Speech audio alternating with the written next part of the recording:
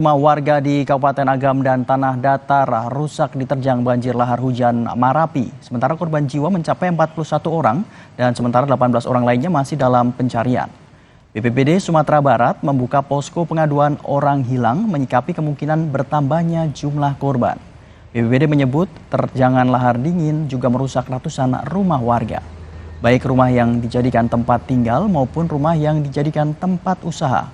Untuk kategori kerusakan, BPBD Provinsi akan berkoordinasi dengan Dinas Pekerjaan Umum.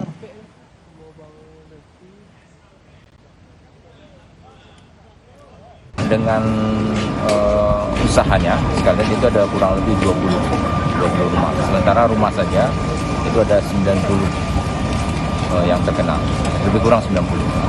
Jadi ini masih dalam pendataan. Untuk apakah kerusakan ringan, sedang, dan berat, ini juga perlu nanti verifikasi dari Dinas PU. Dan inilah visual udara saudara dampak kerusakan banjir lahar hujan. Sejumlah perumahan warga tertutup material tanah. Beberapa titik ruas jalan tergerus air sungai sehingga tidak bisa dilalui kendaraan, baik kendaraan roda 2. Selain memutus akses jalan, terjangan banjir lahar hujan memorak-porandakan sejumlah titik kawasan wisata pemandian di Sialiang. Polres Padang Pariaman menghimbau pengendara motor dan mobil memutar menuju Kelok 44 atau bisa melalui jalur Sicincin Malalak.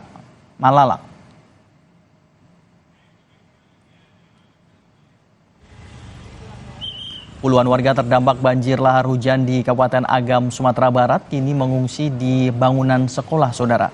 Warga menempati ruang kelas sekolah untuk beristirahat. Posko penanganan banjir telah didirikan Pemkab Agam di dekat pengungsian. Warga mengaku kebutuhan logistik telah terpenuhi, namun masih kekurangan tikar dan selimut untuk alas tidur.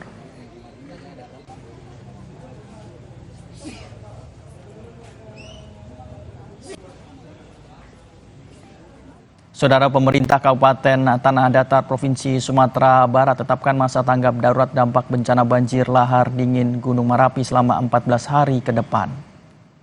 Masa tanggap darurat terhitung mulai Minggu 12 Mei, minggu kemarin. Selama masa tanggap darurat, Pemkab Tanah Datar mendirikan beberapa posko penanggulangan dampak pasca bencana banjir lahar dingin.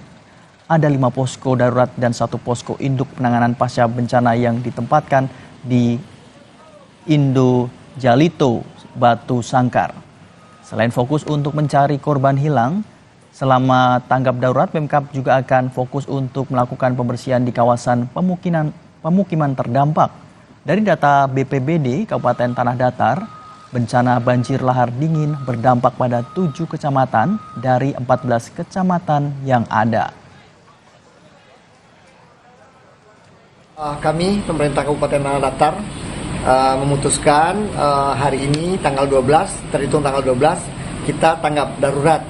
Tentunya kami dari tadi malam langsung gerak cepat ya.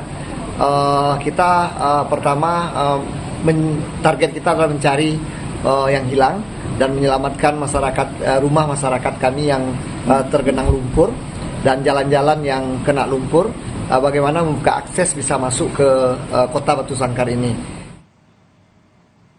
Pagi ini kami perbarui informasi Anda mengenai banjir lahar hujan di Tanah Datar. Sudah bersama kami Rio Yohanes, jurnalis Kompas TV. Selamat pagi Rio. Rio, bagaimana kondisi banjir lahar hujan pagi ini? Apakah pembersihan sisa-sisa material sudah dilakukan? Ya, Fajri dan juga saudara, untuk pembersihan material sisa banjir pagi ini akan kembali dimulai.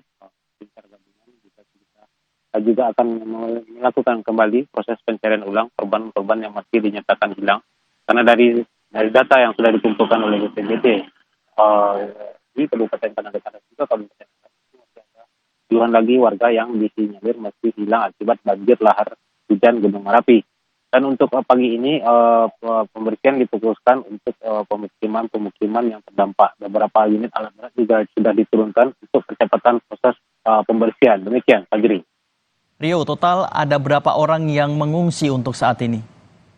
Ya, Fajri dan juga saudara, untuk pengungsian di Kabupaten Agam sendiri, di sini kan terdampak ada 2 kecamatan. Ada ratusan warga yang mengungsi, mereka mengungsi di bangunan-bangunan sekolah, dan juga bangunan masjid dan musala yang ada di daerah terdampak. Dan sementara untuk di Kabupaten Tanah Datar sendiri, dari data pemerintah Kabupaten Tanah Datar, jumlah pengungsi mencapai 2.000-an. Ini mereka tersebar di sama seperti halnya di Kabupaten Agam, mereka juga tersebar di bangunan-bangunan sekolah dan juga bangunan masjid Musala. Dan untuk penanganan pasca bencana ini, pemerintah Kabupaten Tanah Datar juga sudah mendirikan 5 posko penanganan posko darurat dan 1 posko induk yang ditempatkan di Ile Jelito, yaitu rumah dinas Bupati Kabupaten Tanah Datar. Demikian, Fajri. Rio, jika sudah ditetapkan sebagai tanggap darurat bencana, apa saja yang akan dilakukan pemerintah Kabupaten Tanah Datar? Ya, di masa tanggap darurat ini, pertama-tama tetap saja fokusnya adalah melakukan proses pencarian korban yang hilang. Karena dari data BPBD Kabupaten Tanah Datar, di sini ada 27 orang lagi yang masih dinyatakan hilang. Namun data ini masih fluktuatif dan berkembang karena di posko darurat itu juga dibuka pengaduan bagi warga yang merasa ada kehilangan keluarganya akibat banjir lahar dingin. Kedua adalah pembersihan, ada daerah-daerah terdampak dan membuka akses.